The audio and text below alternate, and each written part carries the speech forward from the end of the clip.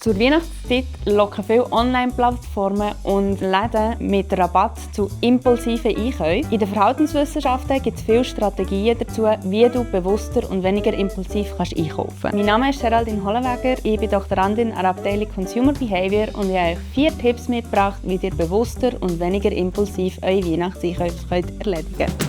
Der erste Tipp ist es, eine Nacht darüber zu schlafen. Also eine Pause einzulegen zwischen dem Impuls, etwas zu kaufen und das dann auch tatsächlich zu kaufen. Online-Plattformen locken uns oftmals mit Rabatt, die nur kurzfristig gültig sind, mit Produkten, die nur noch einen geringen Bestand haben. Und all das drängt uns dazu, möglichst direkt zu kaufen und gibt uns keine Möglichkeit zu überlegen, ob wir das Produkt auch wirklich kaufen wollen. Darum macht es Sinn, eine Pause einzulegen oder eine Nacht darüber zu schlafen, bevor wir das Produkt tatsächlich kaufen.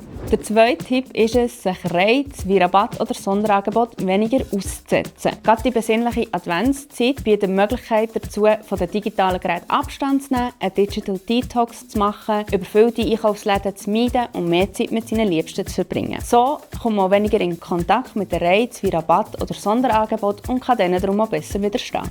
Trotzdem geht es den meisten Leuten so, dass sie das ein oder andere Weihnachtsgeschenk kaufen wollen. Und da macht es als dritter Tipp Sinn, wenn man sich eine Liste macht und sich auch wirklich an die Liste hält. Das kann man mit sogenannten Wenn-Dann-Plänen. Wenn ich in die Stadt einkaufe, dann kaufe ich nur die Sachen, die auf meiner Liste stehen. Oder wenn ich meine Weihnachtsgeschenke online kaufe, kommt nur das in den Warenkorb, das auf meiner Liste steht.